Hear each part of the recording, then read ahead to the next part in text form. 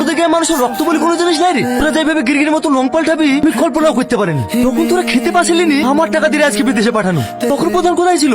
আমি জমি বেচে টাকা দিয়েছি, আর এখন দুটো টাকা হিসেবে বলি আমরাই পড়ে গেল, তাই না? তখন গ্রামের সবাই বলেছিল টাকা দিয়েছো রেস্টের বেটা পড়ে তো মানুষের মুখের কথা বিশ্বাস করো না, কারো কথা তো শুনলে না। এবার দেখো। আচ্ছা দাঁড়ান দাঁড়ান দাঁড়ান, আপনাদের সাথে টাকা নিয়ে ভাইকে বিদেশে পাঠিয়েছি বলি তো জোর দেখাচ্ছেন? রিয়াজের সঙ্গে তুইনার বিয়ে দিতে হবে। আপনার টাকা আমি এক্ষুনি ফেলে দিছি, তাহলে তো আর জোর দেখাতে পারবেন না। ভাবছি বুড়ির সাথে বিয়েটা দেওয়ার পরে রিয়াজকে বাজারে একটা দোকান করে দেবো, জামাইকে আর বিদেশে পাঠাতে হবে না। হ্যাঁ হ্যাঁ, খুব ভালো হবে। আমার আর ইচ্ছা না বাবুকে বিদেশে পাঠানোর। ও চলে গেলে বাড়ি একেবারে খালি খালি লাগে। ভালো আছে ভাবি? হ্যাঁ আসি। বলবা ভাই? ভোলার লাগি তো আসনো। প্রধানের মেয়ের সাথে ছেলের বিয়ে দিছ নাকি? হ্যাঁ দিছি তো। ছেলে মেয়ে দুজন দুজনকে ভালোবাসে, পছন্দ করে।